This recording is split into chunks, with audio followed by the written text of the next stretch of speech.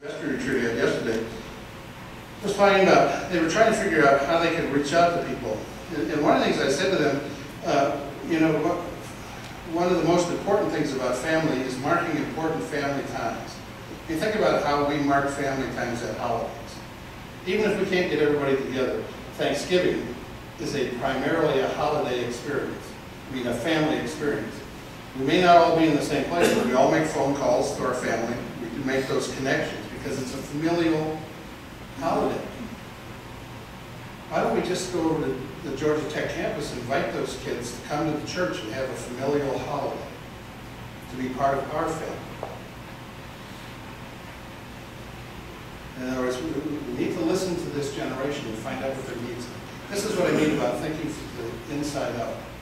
Inside out thinking has us thinking about what our needs are. We need more people because we need to get a bigger budget and we need more things.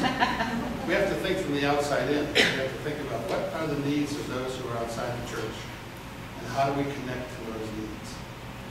That means we have to talk to them and find out what their needs are. Not as soon as we know the answer. So do travel around with me because I really hope more people ask that question. It's not hopeless. It really isn't. They want very much to be connected to the church. Most of them have some experience in Christianity in their childhood. They have fond memories. But the interesting thing is, and I've done this is an offhand survey I've been doing ever since I've been a priest. When people would come back to town to visit, they'd come to church on Sunday. And so I would ask them, what do you remember about being a child here? Do you know what they remember? Virtually none of them remembered anything they learned in Sunday school. Nothing. They remembered primarily two acts. They all remembered being acolytes. And they remembered what they wore, how to do it in those days. Never forgot it. The other thing they all remembered, they knew every part they ever played in the Christmas play. But think about it. Both of those things are experiential. This is what the church means to them. I'm in favor of Sunday school, don't get me wrong. But if you think that's going to keep young people in the church, you're fooling yourself. It will not keep them here. What keeps them here is the experience of the presence of God in the midst of His people. Yeah, woman.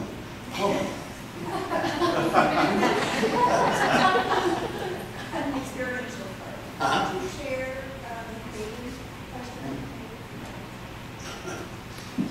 I didn't finish my water. What Susie wants me to talk about. A number of years ago, I did a development consultation with Christ Church, New Haven, Connecticut. Christ Church is very famous because it's one of the most Anglo-Catholic parishes in the United States. They do stuff there even I've never seen before. In church. They wanted to, I was working with them in developing their leadership. It was a 3-year consultation. But the first year I was there, I asked them, as a part of the consultation, I said, now tell me what your ministry is to the college students. Because Christ Church sits right across the street from the Yale campus. In fact, if you go out the side church, the door at Christ Church, and walk straight, you go right into the bookstore at Yale. And of course, when I asked that question, the vestry all got that deer in the headlights look. I said, oh, you're saying nothing, right? Yeah, we don't do anything for the students.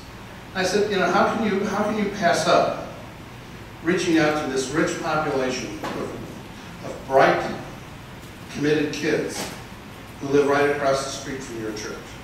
How is that doing ministry? And so we talked for a long time about what they might do.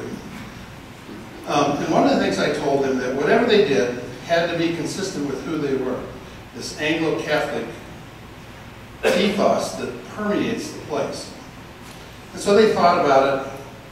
The other thing I told them, this is the other thing about Gen Xers and millennials, if it isn't done well, they aren't coming back. So that's one of the things I told them. You got to do it really well or they won't come back. So they thought about it. The one thing they had to offer is they had an excellent music program. outstanding choir, great organ, great organist. So they decided that they would do Compline on Sunday evenings. I'm trying to remember the time. I think at 10 o'clock. And the reason they picked 10 o'clock was because the library at Yale closes at 9:30 on Sunday evening. I can remember talking to some clergy when I got back before they had a chance to do this, and they all went, "Oh God, none of those kids will ever come. Why would they come to Compline?" It's a good thing I didn't tell the clergy that it wasn't going to be in English.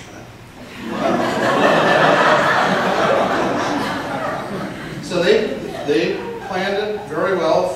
It took several weeks to plan. The choir worked on it.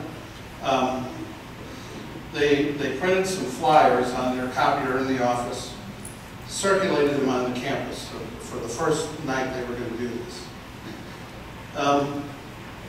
The first Sunday night comes, and lo and behold, about 100 kids showed up. The choir did Compline in Latin. Not one word was in English, but there were candles everywhere.